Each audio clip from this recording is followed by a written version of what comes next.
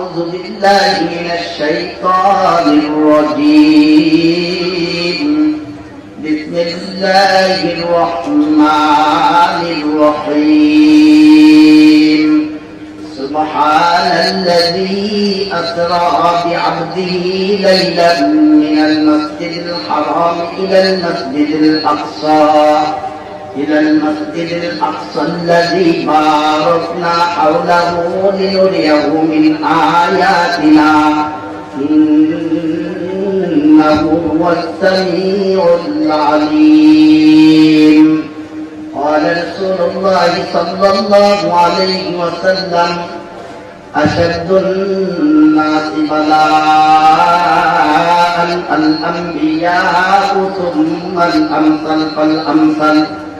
صدق الله مولانا العظيم وصدق رسوله النبي الأمي الكريم ونحن على ذلك لمن الشاهدين والشاكرين والذاكرين والحمد لله رب العالمين. سبحانك لا علم لنا إلا ما علمتنا إنك أنت العليم الحكيم. اللهم صل على محمد وعلى آل محمد كما صليت على إبراهيم وعلى آل إبراهيم إنك حميد مجيد. اللهم بارك على محمد وعلى آل محمد كما باركت على إبراهيم وعلى آل إبراهيم إنك حميد مجيد.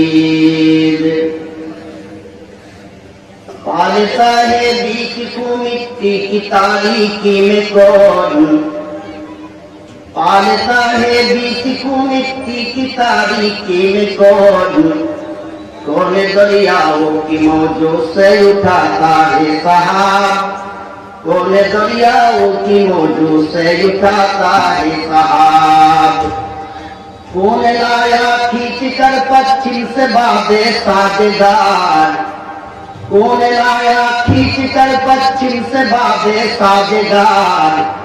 खाके पे किसकी है किसका है ये नूरे आफताब, खाके पे किसकी है किसका है ये नूरे आफताब। कौन लाया खींच कर पश्चिम से बाबे साझेदार, खाके पे किसकी है किसका है ये नूरे आफताब। खाके पे किसकी है किसका है ये नूरे आफताब। এমদাদিয়া সুলতানুল উলুম মাদ্রাসার উদ্যোগে আয়োজিত আজকের বার্ষিক মাহফিলে মুআজ্জাজ মুহতারাম সদরে জলসা হযরত উলামায়ে কেরাম মুরুব্বিয়ানে আযম যুবক ভাইরা ছাত্র ভাইরা বাসা বাড়িতে অবস্থানরত পর্দানিশীল দিনদার মা ও বোনেরা, রব্বে কারীমের দরবারে লাখ কোটি শুকর ও সুজুদ যিনি মেহেরবানি করে দ্বীনের নিসবতে দাওয়াত ও তাবলীগের নিসবতে আল্লাহ রাসূলের মহব্বতে আমাদেরকে এই জান্নাতি বাগানি বরকতি মুবারক মজলিসে আসার বসার তৌফিক দান করেছেন। দিল থেকে জবান খুলে কালিমাতুশ শুকর আদায় করি আলহামদুলিল্লাহ। আরবি মাস রজব মাস, আল্লাহ রাব্বুল আলামিন কোরআন কারীমে আরবি বছরের গণনা সম্পর্কে বলেছেন, ইন্না ইদ্দাতাশ শুহুরি ইনদাল্লাহি 12 শাহরা। আল্লাহর কাছে গণনার জন্য নির্ধারিত মাস হচ্ছে 12টা। ইয়াউমা খালাকাস সামাওয়াতি ওয়াল আরদ, যেদিন থেকে পৃথিবী আকাশ জমিন আল্লাহ সৃষ্টি করছেন গণনার জন্য মাস হলো 12টি।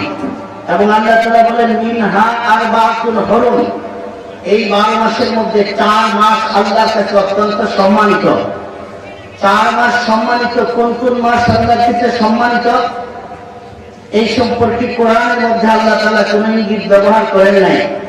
বাকি সুন্নায় হাদিসে আল্লাহ রাসূল সেই 4 মাস সম্পর্কে বলেছেন 3 মাস মুতাওয়াসিল লাগাতার, সেটা হলো শাওয়াল, জিলকাদা, জিলহজ আর মুহররম। জিলকাদা, জিলহজ, মুহররম। আরেকটা মাস আলাদা, সেটা হলো রজব মাস, কোন মাস? রজব মাস। এই আজকে রজব মাসের কয় তারিখ? কত? 13 তো দিনের বেলা ছিল শেষ, এখন তো রাত শুরু হয়ে গেছে। কত বলেন? কত? আরবি মাসের গণনা, আরবি তারিখের গণনা, এটা মুসলিম উম্মার উপর ফরজ। এটা মুসলিম উম্মার উপর কি ফরজ? আলাল কিফায়া। আলাল কিফায়া মানে হলো কিছু মানুষের গণনাটা রাখলে, হিসাবটা রাখলে বাকিদের উপর থেকে জিম্মাদারি আদায় হয়ে যায়, যথেষ্ট হয়ে যায়। জানাজার নামাজের মতো, যেমন জানাজা ফরজে কিফায়া, ঠিক তেমনি আরবি বছরের মাসের তারিখ গণনা করা এটাও ফরজে কিফায়া। এটা গণনা রাখা আমাদের জরুরি। কেন? আরবি তারিখের সাথে, মাসের সাথে বিভিন্ন ইবাদতের সম্পৃক্ততা আছে। তো যেই 3 মাসে লাগাতার জিলকাদা, জিলহজ্জা এবং মুহররম, এই 3 মাসের দাম কেন আল্লাহর কাছে? তাহলে জিলকাদা এবং জিলহজ এই 2 মাস হলো হজের মাস। এই মাস 2 মাস ছাড়া হজের সফর নাই, এবং হজ এই মাসেই করতে হয়। এই জন্য এই 2 মাসের আল্লাহর কাছে অনেক দাম।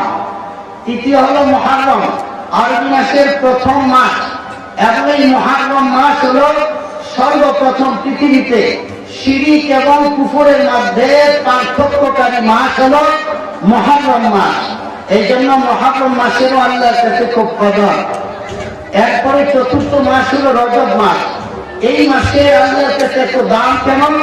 তার কারণ হলো মুফাসসিরিনে কেরাম, মুহাদ্দিসিনে কেরাম, হযরতে বিজ্ঞ উলামায়ে কেরাম কোরআন হাদিস রিসার্চ করে তারা বলে রজব মাসে আল্লাহর কাছে দাম হওয়া একটা কারণ হলো আল্লাহ রাব্বুল আলামিন গোটা পৃথিবীতে যত পয়গম্বর পাঠিয়েছেন, এর মধ্যে বিশেষ বিশেষ পয়গম্বরদেরকে আল্লাহ তাআলা বিশেষ বিশেষ দাম, ইজ্জত, সম্মান, ওয়াকার, মুজিজা দান করতেন। যেমন কথার কথা, হযরত ইব্রাহিম আলাইহিস সালামকে আল্লাহ তাআলা খলিলুল্লাহ একটা উপাধি দিয়েছেন। এটা ইব্রাহিম আলাইহিস সালামের জন্য একটা বড় সম্মান, বহুত বড় নিয়ামত, যে আল্লাহর পক্ষ থেকে খলিল উপাধি পাইছেন, আল্লাহর অন্তরঙ্গ বন্ধু। মুসা আলাইহিস সালাম কালিমুল্লাহ, আল্লাহর সাথে সরাসরি কথা বলছেন, যে আল্লাহর বাণী প্রচার করেন, যে আল্লাহর তাওহীদের দাওয়াত মানুষকে দেন, সেই আল্লাহর সাথে সরাসরি কথাবার্তা বলা, এটা দুনিয়াতে মুসা আলাইহিস সালাম ছাড়া এই নিয়ামতে আল্লাহ তাআলা কাউকে সিক্ত করেন নাই। এই জন্য মুসা আলাইহিস সালামকে যেহেতু এই নিয়ামত আল্লাহ দান করছেন, এটা আল্লাহর জন্য বহুত বড় প্রাপ্তি আল্লাহর কাছ থেকে। ঈসা আলাইহিস সালামকে বলা হয় রূহুল্লাহ, আল্লাহর রূহ। অর্থাৎ দুনিয়াতে মানুষ আসার জন্য আল্লাহ তাআলা একটা সিস্টেম রাখছেন, সেটা হলো মা এবং বাবার মধ্যস্থতায় আর মানুষ দুনিয়াতে আসে, পৃথিবীতে আগমন করে। কিন্তু ঈসা আলাইহিস সালামকে দুনিয়াতে আনার জন্য আল্লাহ তাআলা মা এবং বাবা উভয়ের মাধ্যম ব্যবহার করেন নাই, বরঞ্চ আল্লাহ তাআলার কুদরতে শুধুমাত্র মাতৃগর্ভ থেকে আল্লাহ তাআলা ঈসা আলাইহিস সালামকে দুনিয়াতে এনেছেন। বাবা নাই, বাবার কোনো স্পর্শ নাই। আল্লাহ তাআলা কুদরতি ভাবে জিবরাইল আলাইহিস সালামের মাধ্যমে সরাসরি ঈসা আলাইহিস সালাম রূহকে ওনার মায়ের গর্ভে রেহেমে ফুঁকে দিয়েছেন। এই জন্য তিনাকে বলা হয় রূহুল্লাহ। তো এইরকম বিভিন্ন নবীদেরকে আল্লাহ তাআলা বিভিন্ন উপাধি, বিভিন্ন নিয়ামত দ্বারা সিক্ত করেছেন। আমাদের নবী জনাবে মুহাম্মদ রাসূলুল্লাহ সাল্লাল্লাহু আলাইহি ওয়াসাল্লামকে আল্লাহ তাআলা অসংখ্য নিয়ামত দান করেছেন। এর মধ্যে একটা নিয়ামত, আমাদের নবীকে আল্লাহ তাআলা হাবিবুল্লাহ উপাধি দিয়েছেন। হাবিবুল্লাহ বন্ধু, আল্লাহর বন্ধু। খলিলুল্লাহ আল্লাহর বন্ধু। খলিলুল্লাহ আল্লাহর ওই বন্ধু যেই বন্ধু বন্ধুর জন্য পাগল থাকে, উন্মুক্ত থাকে, মাতায়া থাকে। আর হাবিব বলা হয় সেই বন্ধুকে যে বন্ধুর জন্য বন্ধু পাগল থাকে, বন্ধুর জন্য বন্ধু পাগল থাকে, বন্ধুর জন্য বন্ধুর সাক্ষাতের পাগল থাকে, বন্ধুর সাথে কথা বলতে উদ্গ্রীব থাকে, বন্ধুর দিকে তাকাই থাকতে মজা লাগে, তো যেই বন্ধুর কথা শুনতে মজা লাগে, যার চেহারা দেখতে ভালো লাগে, যার উপস্থিতিতে মজা অনুভব হয়, সেই বন্ধুকে হাবিব বলা হয়। আল্লাহ তাআলা আমাদের নবীকে হাবিবুল্লাহ উপাধি দিয়েছেন। আল্লাহু আকবার বলেন। এটা আমাদের নবীর জন্য বহুত বড় বরকতের একটা বিষয়, বহুত বড় নিয়ামত আল্লাহ তাআলা। তো আল্লাহ রাসূলকে আল্লাহ এরকম বড় বড় অনেক নিয়ামত দান করছেন। এইরকম আরেকটা নিয়ামত হলো আমাদের নবীকে আল্লাহ তাআলা মেরাজুন নবী দান করছেন। কি বলেন, কি দান করছেন? মেরাজ। অর্থাৎ বিষয়টা হলো কোন নবী আল্লাহর সাথে সাক্ষাৎও নাই, কথাও নাই, যার কথাবার্তা হয় চিঠি পত্রের মাধ্যমে মনে করেন, অর্থাৎ জিবরাইল আলাইহিস সালামের মাধ্যমে। মুসা আলাইহিস সালাম আর একটু অগ্রসর হয়েছেন, কোন মাধ্যম ছাড়া সরাসরি আল্লাহর সাথে কথা, মাগার সাক্ষাৎ নাই, মাগার সাক্ষাৎ নাই। কিন্তু যার সাথে যার মহব্বত থাকে, মহব্বতের একটা উসুল, সেটা কি যে প্রথমে তো চিঠিপত্রের মাধ্যমে কথাবার্তা হয়, এরপরে সরাসরি এই অডিও কলে কথাবার্তা বলার জন্য আরেকটু অগ্রসর হয়। প্রথমে যে বন্ধুত্ব হয়, কি হয়? প্রথমে একজন আরেকজনকে হাই হাই দেওয়ার পরে হ্যাঁ থেকে আবার হাই, এরপরে যদি মেসেজিং হয়, চ্যাটিং হয়, কি হয়? চ্যাটিং হয়। চ্যাটিং এর এক পর্যায়ে কয় তাদের নাম্বার দাও, সরাসরি কথা বলবো। এরপরে নাম্বার দিলে সরাসরি কথা, আরেক ধাপ আগায়। এরপরে এই কথা বলার মজা যেমন পেয়ে যায়, তখন কয়ে যায় এইবার তো একটু দেখতে মন চায়, একটু ভিডিও কল দাও না। এই আরেকটু অগ্রসর হয়। এটা মহব্বতের একটা মেজাজ, মহব্বতের একটা উসুল। সবসময় বাড়তি থাকে, নতুন কিছুকে কামনা করে। এখন যখন সরাসরি ভিডিও কলে দেখা হয়, কথা হয়, এরপরও মন ধরে না, বলে কিন্তু ভিডিওর মাধ্যমে দেখা হয়েছে, কথা হয়েছে। আসলে সরাসরি কোথাও হারিয়ে যায়, কোথাও কথা বলি সরাসরি। তো কোন নবী তো আল্লাহর সাথে সরাসরি কথা বলে না। মুসা কালিমুল্লাহ সরাসরি কথা বলছেন। এর আগে জিবরাইল আলাইহিস সালামের মাধ্যমে চ্যাটিং হতো। এই চ্যাটিং থেকে একটু উন্নতি হয়েছে যে মুসা আলাইহিস সালামের সাথে অডিও কল হয়েছে। মুসা আলাইহিস সালামের সাথে যখন অডিও কল হয়ে গেছে, এখন তো আরেকটু উন্নতি দরকার। আল্লাহ তাআলা চিন্তা করলেন ভিডিও কল। তো ভিডিও তো আল্লাহ সব দেখেন, সবাইকে দেখেন, আর নতুন করে ভিডিও কলের কিছু নাই। আল্লাহ তাআলা ইচ্ছা করলেন আমার হাবিবকে আমার সামনে বসায়া বসায়া আমিও দেখবো, কথা বলবো। আমার হাবিব আমাকে দেখবে, কথা বলবে।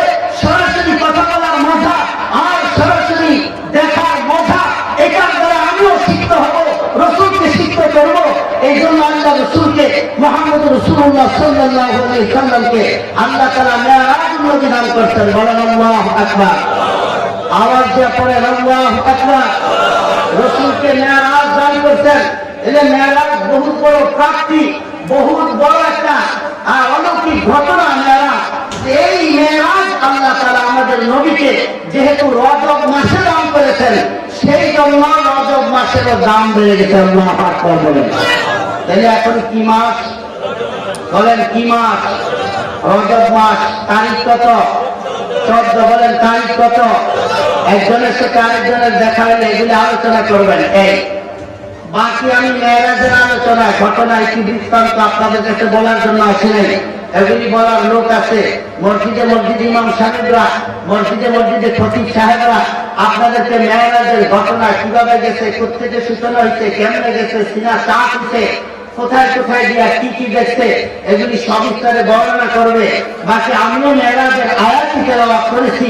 বাকি মেরাজের ঘটনা বলার জন্য না, আমার একটা বিষয় আছে, সেটা হলো যে মেরাজের মতো একটা অলৌকিক ঘটনা, যেই ঘটনার বর্ণনা করার কারণে আল্লাহ রাসূলকে নিয়ে কাফেররা উপহাস করতে, টিটকারি মারছে যে মুহাম্মদের মাথা খারাপ ছিল, তো এত খারাপ আমরা তো বলতে পারি না।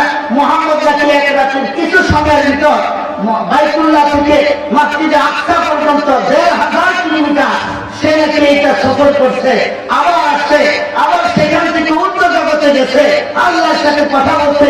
এগুলি কি বলে যে কাফেরদেরকে এই ঘটনা উপহাসের একটা খোরাক দিয়ে দিছে। তাই এমন একটা অলৌকিক ঘটনা ঘটানোর প্রয়োজন কি ছিল? আল্লাহ রাসূল তো আল্লাহকে না দেখা ঈমান আনছেন। আল্লাহ রাসূলের তো আল্লাহকে না দেখে সমস্ত বিষয়গুলি মেনে নিছেন, বরং আমাদের থেকে আরো ভালোভাবে রাসূল মেনে নিছেন। আমাদের ঈমান থেকে রাসূলের ঈমান ছিল আরো মজবুত। আল্লাহকে না দেখে, জান্নাত জাহান্নাম না দেখে, যেমন আমরা না দেখে আমরা বিশ্বাস করি, রসুলবাদকে বিশ্বাস করেন, এই যে রসুলকে এই মেরাজে নিয়ে যাওয়ার প্রয়োজনটা কি ছিল, কেন মেরাজের মতো অলৌকিক একটা ঘটনা পৃথিবীতে ঘটলো, এর প্রেক্ষাপটটা কি ছিল, এর সিচুয়েশন কি ছিল, এর পারিপার্শ্বিক অবস্থা কি ছিল, কেন মেরাজ ঘটতে হলো, কেন মেরাজের ঘটনা ঘটানো হলো, সেই প্রেক্ষাপটটা হলো আমার আলোচনার বিষয়। আল্লাহ তাআলা যদি আমাকে সংক্ষিপ্ত সময়ে আলোচনা করার প্রয়াস দান করেন, আমিও বলবো ইনশাআল্লাহ। আপনারা জানেন যে আল্লাহ রাসূলকে আল্লাহ তাআলা এমন একটা সময় নবী হিসেবে পাঠাইছেন যখন গোটা পৃথিবী ছিল শিরক আর কুফরের দ্বারা পরিবেষ্টিত। পৃথিবী পরতে পরতে পরতে পরতে শুধু শিরক আর কুসংস্কারে বেদিকে আক্রান্ত ছিল গোটা পৃথিবী। শুধু শিরক আর বিদআত না, শুধু শিরক আর বিদআত না, বরঞ্চ গোটা পৃথিবীতে জুলুম, অত্যাচার, অন্যায়, অবিচারের একটা শৃঙ্খলা চলতেছিল, একটা প্রতিযোগিতা চলতেছিল। কার থেকে কে বেশি জুলুম করতে পারে, কার থেকে কে বেশি অপহরণ করতে পারে, কার থেকে কে বেশি ছিনতাই, ডাকাতি, খুন খারাপি করতে পারে, এইটা কার থেকে কে বেশি রক্তপাত ঘটাইতে পারে, এইটা ছিল আরবের একটা সাধারণ দৈনন্দিন একটা বিষয়ে পরিণত হয়ে গিয়েছিল। এমন একটা সময় আল্লাহ তাআলা আমাদের প্রিয় নবীকে রাসূল হিসেবে পাঠাইলেন। এখন রাসূলকে রাসূল হিসেবে পাঠানোর আগে রাসূলের চারিত্রিক উৎকর্ষতা, রাসূলের চারিত্রিক বৈশিষ্ট্য এবং গুণাবলীর কারণে আরবের মুশরিক কাফেরগুলি আল্লাহ রাসূলকে আল আমিন উপাধি দিয়েছে। কি বলেন, কি উপাধি দিছে? আল আমিন উপাধি দিছে। আল আমিন অর্থ কি জানেন? কি? বিশ্বাসী। শুধু বিশ্বাসীকে আল আমিন বলা হয় না, শুধু বিশ্বাসীকে তাকে আল আমিন বলা হয় না, বরঞ্চ আল আমিন বলা হয় পরম বিশ্বাসী। বলেন, কি বলছি? পরম বিশ্বাসী কাকে বলে? পরম বিশ্বাসী বলা হয় ওই বিশ্বাসকে যেই বিশ্বাসের সাথে সন্দেহের রেশ মাত্র বাকি থাকে না, কোন সন্দেহ থাকে না, টোটাল সন্দেহমুক্ত বিশ্বাসকে আর আমিন বলা হয়, পরম বিশ্বাসী বলা হয়। একটা ছোট্ট উদাহরণ দিলে বুঝবেন। আমাদের কুমিল্লা কৃতি সন্তান, নামটা বলেই ফেলি, আমাদের কুমিল্লা ওলামায়ে কেরামের গর্ব মুফতি শামসুল ইসলাম জিলানী সাহেব, উনি কাতার সফরের মাধ্যমে ওমরায় গেছেন, এখনো সেদিকে আছেন। উনি কাতার যাওয়ার সময় যেহেতু কাতারে ফিলিস্তিনের মানুষের জন্য সাহায্য পাঠানোর পৌঁছানোর একটা সরকারি ব্যবস্থাপনা কাতারে আছে, এই জন্য তিনি কাতার সফর করার সময় ওলামায়ে কেরামকে বলে গেছেন যে আমি সেখানে যায়া ফিলিস্তিনের মধ্যম মানুষের জন্য সরাসরি গাজা উপত্যকা কিছু সাহায্য পাঠানোর জন্য একটা মাধ্যম খুঁজে বের করছি এবং সেটাকে আরো ভালোভাবে আমি লাইনটা ক্লিয়ার করবো, আপনারা কিছু টাকা পয়সা পাঠানোর ব্যবস্থা করবেন। তো সেই হিসাবে আমি আমার মসজিদে কিছু টাকা পয়সা দান করার জন্য ফিলিস্তিনের মজলুম মুসলমানদের জন্য আমি এক সময় কিছু কথাবার্তা বলার পরে শুধু এলান করছি, আর কিছু না, বয়ান করছি অন্য বিষয়ে, এটা শুধু আমি এলান করছি। এলান করার পরে যার যার সাধ্য মতো অনেকে টাকা দিতে, একজন সরকারি চাকরিজীবী আলহামদুলিল্লাহ আইসা আমার হাতে 1 লাখ টাকা দিতে। কত? একজনে 1 লাখ টাকার একটা বান্ডেল পরের দিন এসে জোহরের সময় দিয়ে গেছে, দিয়া এরপরে সাথে আমারও কিছু হাদিয়া, সাথে আমারও কিছু হাদিয়া। আচ্ছা, এলো এক। আরেক এমনি অন্যান্য টাকা পয়সা দিতে, কিন্তু আরেকজন আরো কয়েকদিন পরে আইসা 10,000 টাকা দিতে। কত? 10,000। এমনি অন্যান্য টাকা আরো পাইছি, 50, 10, 20 এরকম আরো পাইছি। বাকি আরেকজনে 10,000 দিতে। 10,000 যে দিতে, সে 10,000 দিয়ে আমার কি বলছে জানেননি? 10,000 দিয়ে আমার জিজ্ঞেস করতে চলো যে টাকা তো দিলাম, জায়গা মতো বুঝবো নি। কি জিজ্ঞেস করতে? টাকা তো দিলাম হুজুর, জায়গা মতো বুঝবেন। এখন আপনারা বলেন, সে যে আমার হাতে 10,000 টাকা দিতে, এটা কি অবিশ্বাসের কারণে দিছে না বিশ্বাসের কারণে দিছে? বিশ্বাসের কারণে, কথা বুঝবেন। কিন্তু পরে একটা মিসকল দিচ্ছে, হুজুর জায়গা মতো বুঝবো নি। এই মিসকলের উদ্দেশ্য কি? বিশ্বাস করে দেওয়ার পরেও তার মনের ভিতর অবিশ্বাসের একটা খুঁতখুঁটানি হয়ে গেছে। তাহলে এই বিশ্বাসটা কি পরম বিশ্বাস না হালকা বিশ্বাস? আর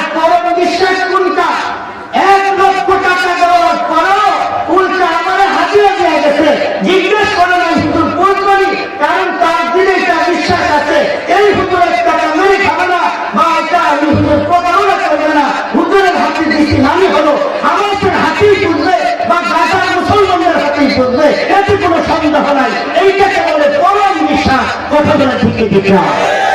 মুসলমান ভালো করে বুঝলেন? তাহলে রসুলকে আল আমিন বলছে কারা? মক্কার কাফেররা রসুলকে চরিত্রের উৎকর্ষতার কারণে, রসুলের চারিত্রিক মাধুর্যতার কারণে রসুলকে তারা আল আমিন উপাধি দিছে। এখন দেখেন, যে রসুলকে আল আমিন পরম বিশ্বাসী, যে বিশ্বাসের সাথে সন্দেহের কোনো রেশ থাকে না, মোহাম্মদ আল আমিন, মোহাম্মদ তুমি বিশ্বাসী, তোমাকে নেতা হিসাবে বিশ্বাস করা যায়, তোমাকে আমাদের সরদার হিসেবে বিশ্বাস করা যায়, তোমাকে ধর্মীয় নেতা হিসেবে বিশ্বাস করা যায়, তোমাকে সামাজিক লিডার হিসেবে বিশ্বাস করা যায়, তোমাকে আমাদের সমাজের একজন মানুষ হিসেবে বিশ্বাস করা যায়, সব দিক থেকে বিশ্বাস করা যায়। সেই রসুল যখন তাদের এই দেব দেবীদের যে একটা সয়লাভ ছিল, শিরিকের যে একটা আগ্রহ ছিল, সেই রসুল যখন শিরিকের বিরুদ্ধে আর তাওহীদের পক্ষে অবস্থান নিলেন, তখন কিন্তু আর আল আমিন উপাধি আর তাদের বুকে মুখে নাই। তখন শুরু হয়েছে আল্লাহ রসুলের উপর শারীরিক আক্রমণ, নির্যাতন, মানসিক আক্রমণ, নির্যাতন এবং মৌখিক আক্রমণ আর নির্যাতন শুরু হয়ে গেছে। তখন আর আল আমিন উপাধি নাই। কথা বলে ঠিক ঠিক না? কথা ভালো করে বুঝছেন? রসুল কিন্তু আল আমিন ছিলেন। আল আমিন উপাধি কিন্তু আল্লাহ দেয় নাই, আল আমিন উপাধি জিবরাইল ফেরেশতা দেয় নাই, আল আমিন উপাধি রসুলের কোন উম্মত দেয় নাই।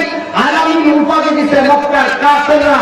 কিন্তু যে কাফেররা রসুলকে আল আমিন উপাধি দিল, সেই রসুল যখন, মোহাম্মদ যখন তাওহীদের পক্ষে কথা বললেন আর মূর্তি এবং শিরকের ভাস্কর্যের বিরুদ্ধে যখন রসুল কথা বললেন, তখন থেকে রসুলকে আল আমিন উপাধি তো দূরের কথা, রসুলকে প্রতিহত করা, রসুলকে প্রতিরোধ করা, রসুলের উপর অত্যাচার নির্যাতন করা শুরু করে দিতে দিকে দিকে বলে। আচ্ছা, কতটা নির্যাতন, কতটা অত্যাচার রসুলের উপর করছে আপনারা জানেন। সিরাতুল মুস্তাফার মধ্যে আল্লামা ইদ্রিস কান্দরী রাহমাতুল্লাহ আলাইহি লিখেন যে আল্লাহ রসুলকে তারা নির্যাতন অত্যাচার করতে করতে যখন বাধা দিয়ে রাখতে পারে না, তখন তারা মক্কার অন্যান্য গোত্রগুলি, অন্যান্য গোত্রগুলি বসে মিটিং করে পরামর্শ করে সিদ্ধান্ত নিছে মুহাম্মদকে এবং গোটা কুরাইশ বংশকে আমরা বয়কট করলাম। বয়কটের ডাক দিছে।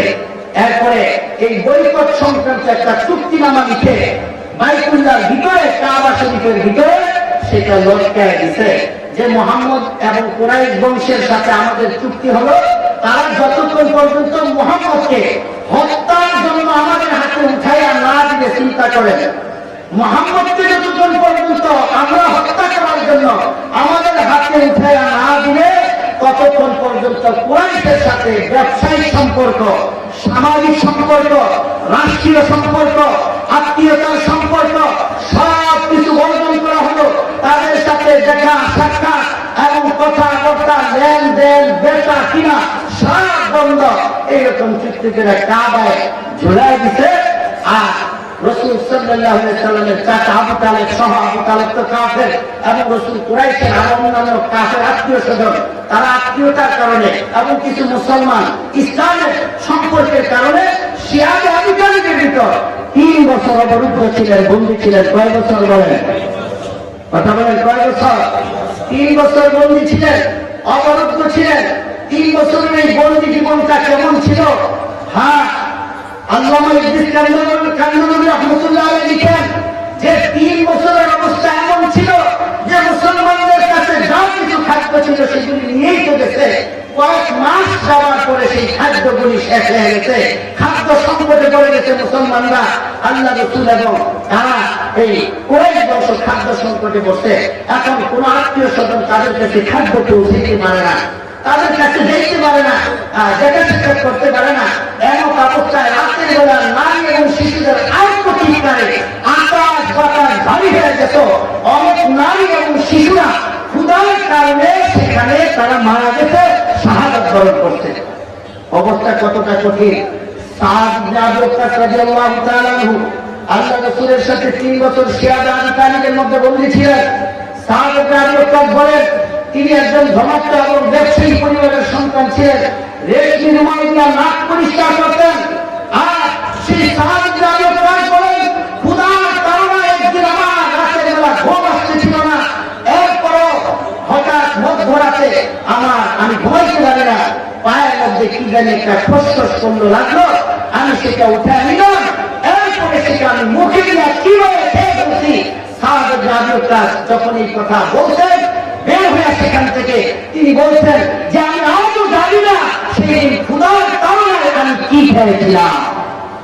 মুসলমান এতটা মানবেতর জীবন যাপন করতে হয়েছে তাদেরকে।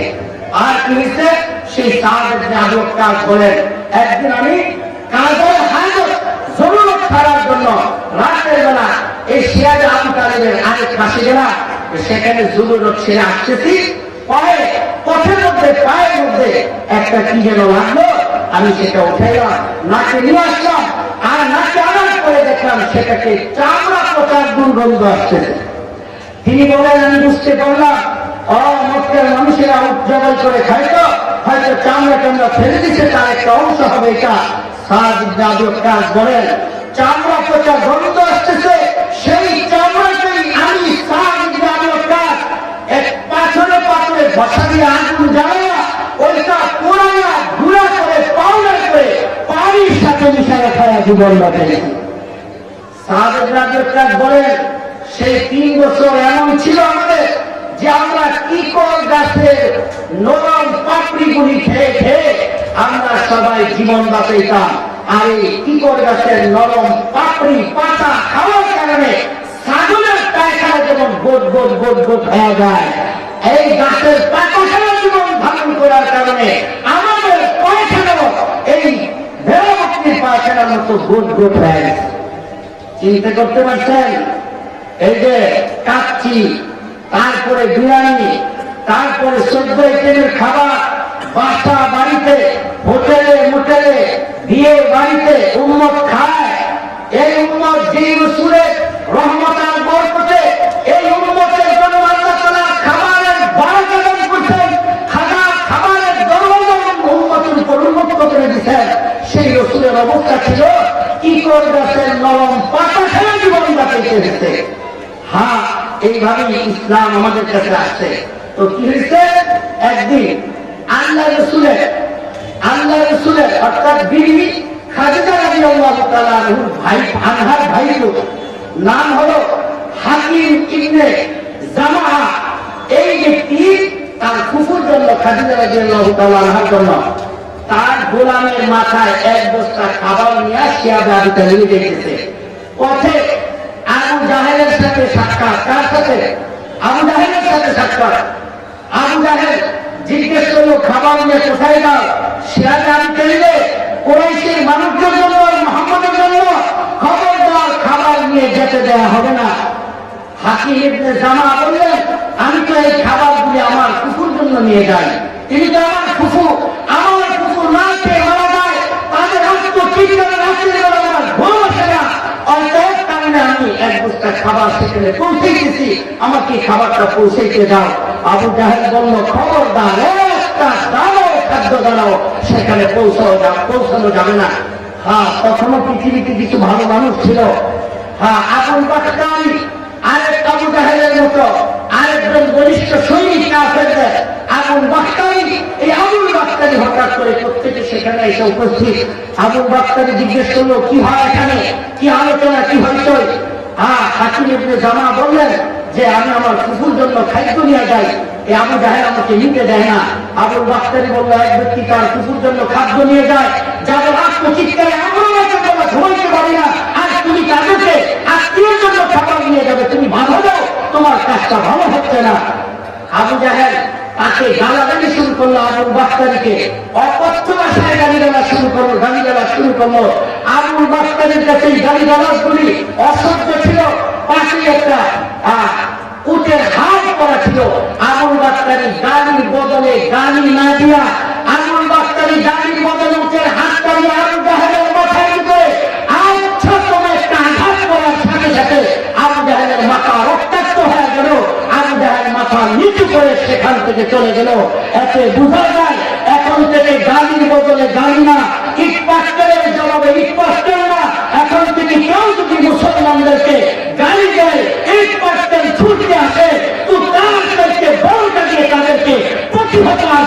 করতে হবে, ঠিক ঠিকটা বলেন।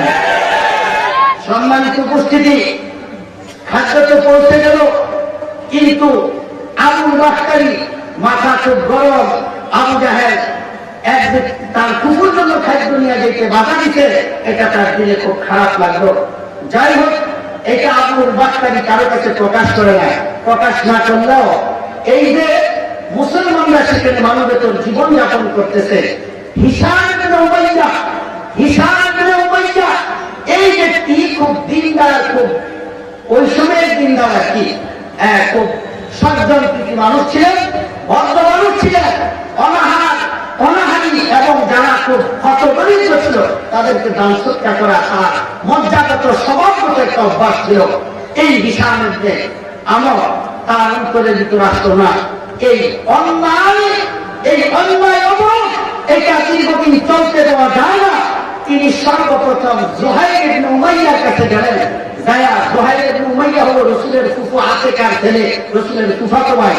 এই জন্য এই জুহাইর ইবনে উমাইয়ার কাছে গেলেন হিসাব ইবনে আমর, যা বললেন, তোমার ফুফুরা সহ তোমাদের কুরাইশ বংশের কিছু লোক না খেয়ে মারা যাবে, আর তোমরা আরামে খাবে যাবে সব ঠিক মতো করবে, এটা তুমি কিভাবে সহ্য করো? জুহাইর ইবনে উমাইয়া বললেন, আমি তো এই মানসিকতার কাউকে পাই না, কাউকে পাইনি তো আমি এর বিরুদ্ধে অবস্থান নিতাম। হিসাব ইবনে উমাইয়া চলে গেলেন সুদা মুতঈম ইবনে আদির কাছে। মুতঈম ইবনে আদি কাফির ছিলেন, কিন্তু বড় দিনদার দয়াবান মানুষ ছিলেন, হাতেম চায়ের মতো। মুতঈম ইবনে আদির কাছে যায় এই বক্তব্য দিলেন। তিনিও বললেন, আমি তো আমার মানসিকতার কাউকে পাই না।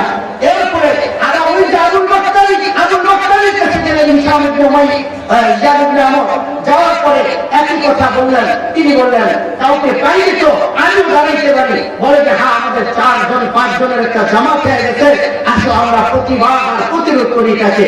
কিভাবে? বলে সকালবেলা আমরা সকলে কাবার করতে আসবো, আবু জাহেল, আবু লাহাব, উতবা, সাইবা তারাও আসবে। আসলে তারপরে আমরা একজনের কথা উঠাবো, বাকিরা সমর্থন করে আমরা ঘোষণা দেব, আজ থেকে আমরা সেই চুক্তিনামা মানি না। আল্লাহু আকবার বলেন। জাহিলির যুগে কুফর আর শিরকের যুগে কিছু ভালো মানুষ ছিল যারা আম্বিয়ায়ে কেরামকে সাহায্য করেছে, কিন্তু এখন অবস্থা এতটা নাজুক হয়ে গেছে যে মুসলমানরাও রাসূলুল আম্বিয়াদেরকে সাহায্য করতে চায় না। কথা বলে ঠিক না? যাই হোক, কথা শুনেন। এরপরে পরদিন সকালবেলা চলে গেছে, যারা সর্বপ্রথম রাসূলের ফুফাতো ভাই আতিকার ছেলে জুহাইর ইবনে উমাইয়া দাঁড়ায়া আবু জাহেল, আবু লাহাবকে উদ্দেশ্য করে বললেন, আমরা ভালো ভালো খাবো, যা ইচ্ছা তাই করবো, যেখানে ইচ্ছা সেখানে যাবো, আর আমাদের আত্মীয় স্বজনরা না খেয়ে মারা যাবে, কোথাও যেতে পারবো না, আমরা তাদের কাছে সাহায্য করতে পারবো না, এইরকম অন্যায় চুক্তি মানা যায় না। আবু জাহেল বলল, আল্লাহর নামে কৃত ওয়াদা ভঙ্গ করা যাবে না। হিশাম ইবনে উমাইয়া বলল, কিসের আল্লাহর নামে চুক্তি? এই চুক্তি করার সময় আমরা বিরোধিতা করেছিলাম, তুমি গায়ের ধরে চুক্তি করেছো। আবুল বাক্তারি বলল, হ্যাঁ ও ঠিকই বলেছে, কথা এইরকমই। মুতঈম ইবনে আদি বললেন, হ্যাঁ ওদের কথা সত্য। আবু জাহেল চালাক। আবু জাহেলকে বুঝছি রাতের বেলায় ঘটনা হয়ে গেছে, রাতের বেলায় তোমরা সিদ্ধান্ত দিয়ে ভাবাইছো কি করবো, সেটাই এখানে আসলাম, সেটাই এখানে করলাম। এই কথাবার্তা চলতেছে। এই দিকে আল্লাহ রসুলের চাচা আবু তালেবকে বললেন, চাচা একটা কথা বলি, বলো। আল্লাহ রসুল বললেন, ওই যে কুরাইশদের বিরুদ্ধে আবু লাহাব, উতবা, সাইবা, আবু জাহেলরা একটা চুক্তিনামা করেছে।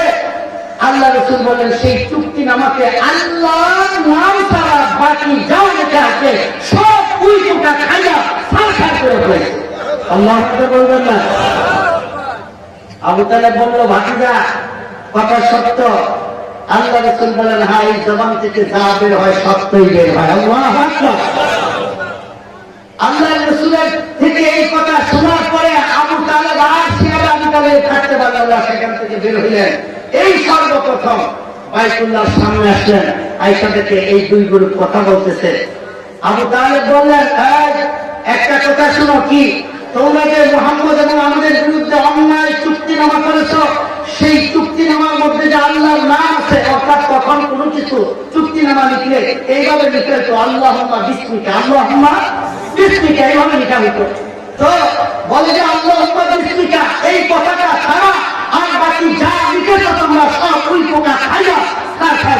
গেছে। আবু জাহেল কয় অসম্ভব, আবু জাহেল কয় অসম্ভব, আবু তালেব কয় সম্ভব আর অসম্ভব পরে একটা কথার সিদ্ধান্ত হয়ে যায়। কি কথা? বলে সেটা হলো যদি এই কথা সত্য হয় তাইলে চুক্তিনামা বাতিল, আর যদি এই কথা মিথ্যা হয় তাহলে আমরা সিরাজে আবু তালেবে বন্দী থাকবো না, মোহাম্মদকে তোমাদের হাতে উঠাই দিয়া এরকম মৃত্যুকে আমরা মৃত্যুদের পিছনে থাকবো না, তাকে তোমাদের হাতে উঠাই দিয়া আমরা সাধারণ জীবনযাপন করবো। আবু লাহাব মনে করতে ভালো কথা, খুশি হয়েছে যে মনে করছে যে এটা তো খাইতে পারে না, 3 বছরে কি কুই পোকা খেয়ে শেষ করে ফেলবে বাইতুল্লাহর ভিতরে, কাবার ভিতরে। যাই হোক, আবু জাহেল বলল হ্যাঁ ঠিক আছে। আবু মুক্তারি সহ, মুসলিম ইবনে হাদি সহ, ইসহাক ইবনে আমর সহ, জুহাইর ইবনে উমাইয়া সহ সব এক কথা যে হ্যাঁ কথা এটাই। কাবার খোলা হলো, ভিতরে যায় দেখে আল্লাহুম্মা বিসমিকা ছাড়া বাকি যেটা আছে এটার কোনো অস্তিত্ব নেই। ওই পোকা খাইয়া সারখার করে ফেলেছে। আল্লাহু আকবার। আর আবু তালেব সহ যারা এই চুক্তির বিরুদ্ধে দাঁড়িয়েছিল সকলে আল্লাহু আকবার তাকবীর দিয়া সেখান থেকে বের হলেন। এরপর থেকে স্বাভাবিক জীবনযাপন করলেন।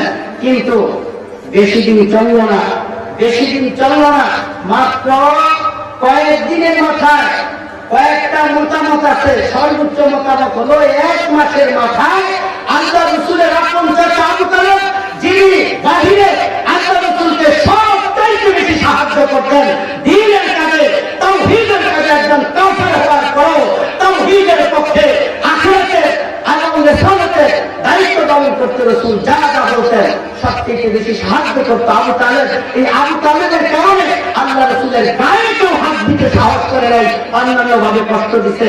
সেই চাচা আবু তালেবের ইন্তেকাল হয়ে গেল। রাসূলের 3 বছর সিরাজে আবু তালেব বন্দী। রাসূলের চোখের সামনে রসুলকে মহব্বত করার কারণে, ভালোবাসার কারণে কত নারী শিশু প্রাণ হারাইছে। সেই ব্যথা রসুলের অন্তরে আছে যে আমার কারণে, আমাকে ভালোবাসার কারণে তারা না খেয়ে খেয়ে চিৎকার করতে করতে মারা গেছে। এই ব্যথা রসুলের আছে। এরপরে আপন চাচা তিনি ইন্তেকাল করলেন। যার ঘরে গেলে বিবি সান্ত্বনা দেয়। খাদিজা রাদিয়াল্লাহু তাআলা আনহা সিরাতে ইবনে কাসিরের মধ্যে আল্লাহ নবী দৃষ্টান্তরূপী রাহমাতুল্লাহ লিখছেন যে আপন চাচা আবু তালেবের ইন্তেকালের 3 দিন অথবা 5 দিন পরে আল্লাহ রাসূলের বিবি খাদিজাতুল কুবরা রাদিয়াল্লাহু তাআলা ইন্তেকাল হয়ে গেল। কি বুঝলেন? বাহিরেও সাহায্য করার কেউ নাই।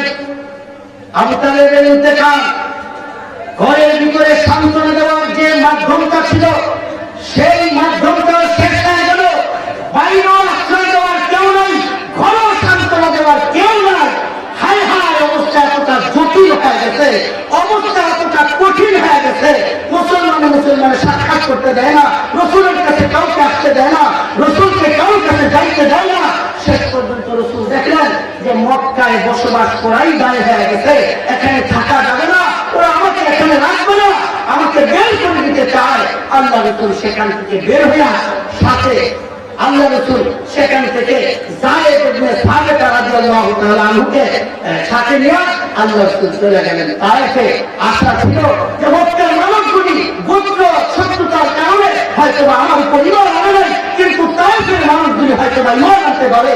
বড় আশা নিয়ে, বড় স্বপ্ন নিয়ে আল্লাহ রসুল তায়েফ গেলেন। কিন্তু তায়েফ যাওয়ার পরে কি হলো? তায়েফের নেতৃত্ব দিত 3 ভাই। বড় ভাইয়ের নাম আব্দুল আলী, মেজ ভাই হলো মাসউদ, ছোট ভাই হলো হাবিব। 3 ভাই নেতা।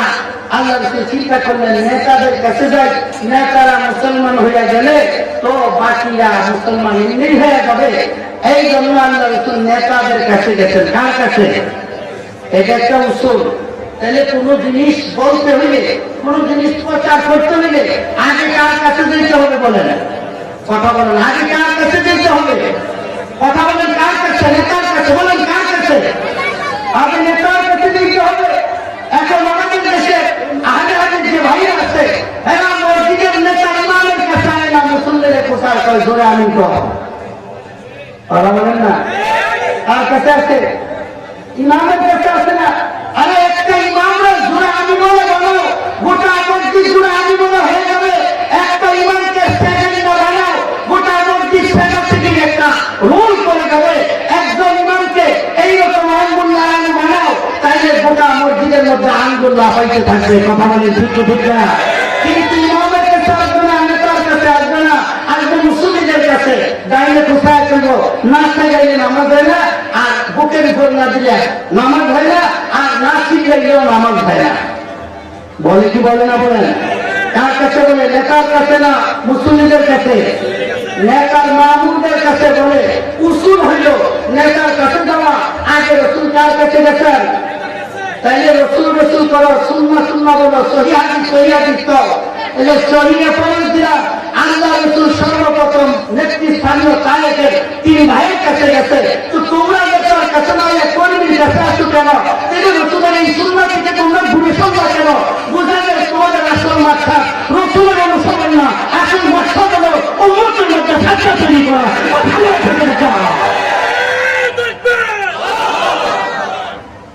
মুসলমান কথা বুঝেন, আমার বক্তব্য স্পষ্ট। মেরাজের ঘটনা কেন ঘটল, কোন প্রেক্ষাপটে ঘটল, এটা আপনাদেরকে বলা। মেরাজের মাস আসছে তো মেরাজের ঘটনা মসজিদে মসজিদে চলতে থাকবে, কিন্তু প্রেক্ষাপটটা যেন আড়াল করা না যায়। আমাদেরকে মেরাজের প্রেক্ষাপট বুঝতে হবে, তাইলে মেরাজের গুরুত্ব অনুধাবন করা যাবে। টিকিটিকা বলে তো কিনছে আল্লাহ রসুল ওখানে গেলেন। 3 ভাই দাওয়াত তো কবুল করবে দূরের কথা, দাওয়াত কবুল করবে দূরের কথা, বরং তো আল্লাহ রসুলের উপর অকথ্য নির্যাতন, গালি গালা, রসুলের সাথে উপহার, গাল মন্দ। তোমার মতো মানুষকে নবী বানাইছে, তাই কুরাইশের মধ্যে আর ভালো মানুষ নাই, এই নাই সেই নাই, এই সেই ইত্যাদি ইত্যাদি। রসুলের মন ভেঙে দিলেন এবং দুষ্ট ছেলেদেরকে রসুলের পিছনে লাগাই দিলেন। কেউ পাগল বলবে আর কেউ পাগলের গায়ে পাথর নিক্ষেপ করবে। হায় মুসলমান, রহমাতুল লিল আলামিন নবী, যেই নবীর রহমতের দ্বারা, যেই নবীর রহমতের দ্বারা কাফেররাও শিখত, সেই কাফেররা রসুলের গায়ে পাথরের বৃষ্টি নাযিল করেছিল তায়েফের জমিনে। যায়েদ ইবনে হারেসা আল্লাহ রাসূলের সাথে ছিলেন, যে দিক থেকে পাথর আসতো যায়েদ ইবনে হারেসা মাথাটা বাড়াই দিতেন, মুখটা বাড়াই দিতেন, সিনাটা বাড়াই দিতেন। উদ্দেশ্য ছিল রাসূলের গায়ে আসা প্রতিটা আঘাত আর প্রতিটা পাথর খণ্ড যেন আমি যায়েদ ইবনে হারেসার গায়ে লাগে, শাহাদাত বরণ করলে যেন আমি করি, আর দুনিয়া থেকে চিরবিদায় হলে যেন আমি বিদায় হয়ে যাই। আল্লাহ রাসূল যেন বেঁচে থাকে, আগামী প্রজন্ম যাতে হেদায়েত করতে পারে। এই জন্য যায়েদ ইবনে হারেসা ক্ষত বিক্ষত হয়ে গেলেন, মাথা থেকে রক্ত ঝরতে ঝরতে পা মুবারকের সাথে জুতা লেগে গেছে যায়েদ ইবনে হারেসা। আল্লাহ রাসূলের পা মুবারক বেশি রক্তাক্ত হয়েছে, এতটা রক্তাক্ত হয়েছে রসুল যে রক্ত ঝরতে ঝরতে মাথা ঘুরে রসুল আর দাঁড়াই থাকতে পারেন না। একটু দাঁড়ানোর চেষ্টা করলে ধপাস করে মাটিতে পড়ে যাবে।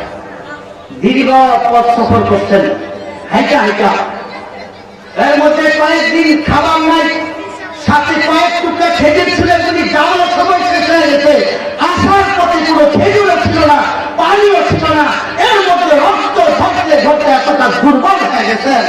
আল্লাহ রাসূল বলেন, একজন পয়গম্বরের গায়ের ভিতরে 100 যুবকের শক্তি থাকে, আর সেই 100 যুবকের শক্তি হলো মুহাম্মদুর রাসূলুল্লাহ। কাফেরদের তায়েফবাসীর আঘাতে আঘাতে রক্তাক্ত হতে হতে জমিনে দাঁড়াই থাকার মতো শক্তিও বাকি ছিল না। কতটা আঘাতে সর্জরিত রসুল হয়েছেন। এক পর্যায়ে রসুল বলছেন, মা উযিয়া নাবিয়্যুম মিসলা মা উযিতু, মা উযিয়া নাবিয়্যুম মিসলা মা উযিতু। আল্লাহর পয়গম্বর বলেন, দ্বীনের জন্য, ইসলামের জন্য, তাওহীদের পক্ষে থাকার জন্য, শিরক আর মূর্তির বিপক্ষে অবস্থান নেওয়ার কারণে আমি রাসূলকে যেই পরিমাণ কষ্ট দেওয়া হয়েছে, ওই পরিমাণ কষ্ট আর কোন পয়গম্বরকে দেওয়া হয় না। অথচ আপনারা জানেন হযরত জাকারিয়া আলাইহিস সালামকে জীবিত অবস্থায় কাঠকে দ্বিখণ্ডিত করার পরার দ্বারা হযরত জাকারিয়া আলাইহিস সালামকে দ্বিখণ্ডিত করে দেওয়া হয়েছে। কি পরিমাণ কষ্ট একজন জীবন্ত মানুষকে কাঠ কাটার করার দ্বারা যদি দ্বিখণ্ডিত করে, তো কি পরিমাণ কষ্ট হয়। এইরকম কষ্ট দিয়ে কাফেররা, ইহুদিরা বহুত পয়গম্বরকে হত্যা করেছে। এরপর আল্লাহর পয়গম্বর বলতেন, মা উযিয়া নাবিয়্যুম মিসলা মা উযিতু, দ্বীনের জন্য আমাকে যে কষ্ট দেওয়া হয়েছে, এই কষ্ট আর কাউকে দেওয়া হয়নি। তাই মুসলমান মুসলমান আল্লাহর পয়গম্বরের কষ্টটা সেদিন কি পরিমাণ ছিল। এমনকি আল্লাহর পয়গম্বর ভবিষ্যৎ প্রজন্মকে সতর্ক করার জন্য রাসূল এই কথা বলেছেন। আল্লাহর পয়গম্বর বলেন, আশাদুন নাসি বালাআন আল আমবিয়া সুম্মাল আমসাল ফাল আমসাল আই সুম্মাল আকরাব ফাল আকরাব। আল্লাহর পয়গম্বর বলেন, আশাদুন নাসি বালাআন আল আমবিয়া। রাসূল বলেন, দুনিয়ার মানুষের মধ্যে সবচেয়ে বেশি মুসিবত আসে, দুনিয়ার মানুষের মধ্যে সবচেয়ে বেশি কষ্ট আর পরীক্ষা আসে আম্বিয়ায়ে কেরামের পর। কারণ তারা আল্লাহর সবচেয়ে বেশি নৈকট্য, তারা সবচেয়ে বড় ঈমানদার, তারা সবচেয়ে বড় মুমিন, তারা সবচেয়ে বড় ইবাদতগুজার। এই জন্য তাদের পরীক্ষা বেশি হয়। আল্লাহর পয়গম্বর বলেন, সুবহানাল্লাহ ওয়াল আমসাল। অতএব নবীদের যারা যত বেশি নৈকট্যশীল হয়, কষ্ট তাদের সবচেয়ে বেশি হয়। তাহলে নবীদের কষ্ট বেশি, পরীক্ষা বেশি। নবীদের যারা যত বেশি নৈকট্যশীল হবে, তাদের কষ্ট আর মুসিবতার পরীক্ষা তত বেশি হবে। বুঝে থাকলে বলেন তো, দুনিয়াতে আম্বিয়ায়ে কেরামের যারা সবচেয়ে বেশি নৈকট্যশীল, তাদেরকে কি বলা হয়? বলেন কারা? আম্বিয়ায়ে কেরামের মধ্যে একটা বের হইতে চায় না। আম্বিয়ায়ে কেরামের সবচেয়ে ঘনিষ্ঠ নিকটতম দুনিয়াতে কারা? বলেন উলামায়ে কেরাম। কারা? উলামায়ে কেরাম। আল্লাহর পয়গম্বর বলেছেন, ইন্নাল উলামা ওয়ারাসাতুল আম্বিয়া। নবীগণের ওয়ারিস হলো উলামায়ে কেরাম। শুধু নিকটতম না, উত্তরাধিকারী। আর কাউকে উত্তরাধিকারী বলা হয় না। আপনি বলেন তো উত্তরাধিকারী কারা হয়? যারা রক্তের সম্পর্ক, যাদের সাথে সাধারণ আত্মীয়তার সম্পর্ক না, ব্লাড কানেকশন যাদের সাথে আছে, তারাই উত্তরাধিকারী হয়। আল্লাহর পয়গম্বর বলেন, উলামায়ে কেরামের সাথে আম্বিয়ায়ে কেরামের ব্লাড কানেকশন আছে, এই জন্য তারা আম্বিয়ায়ে কেরামের ওয়ারিস। আল্লাহু আকবার বলেন। তাহলে সূত্র কি? আল আমসাল ফাল আমসাল আই আল আকরাবু ফাল আকরাব। যে যত বেশি নিকটতম হয় আম্বিয়ায়ে কেরামের, সে তত বেশি ওই বিপদের ভাগীদার হয়ে যায়। যেহেতু উলামায়ে কেরাম আম্বিয়ায়ে কেরামের সবচেয়ে বেশি নিকটতম, এই জন্য উলামায়ে কেরাম আম্বিয়ায়ে কেরামের উপর যে মুসিবত, যে হামলা, যে মামলা, যে দুর্ভিক্ষ আম্বিয়ায়ে কেরামের উপরে হয়েছে, বর্তমান যুগে গোটা পৃথিবীতে মুমিন মুসলমান এবং উলামায়ে কেরামের উপর কতটা নির্যাতন আছে না নাই? আওয়াজ দিয়ে বলেন আছে না নাই? রাসূলের কথা সত্য তো? সত্য তো? তার মানে রাসূল আমাদেরকে আগের থেকে সতর্ক করলেন, যদি আমি নবীর সাথে সম্পর্ক জুড়ে দাও, আমি নবীর সাথে যদি মহব্বত জুড়ে দাও, তাইলে আমার উপর যেমন নির্যাতনের ইস্তেমরা, আমার উপর যেমন মামলা হামলা, গ্রেফতারি, পরোয়ানা এবং জেলখানায় বন্দী থাকা অবস্থা যেমন আমার উপর এসেছিল, আমার যতটা নৈকট্যশীল হইবা, তোমার যদি কোনো বিপদ ততটাই আসবে। কথা বলেন ঠিক ঠিক না?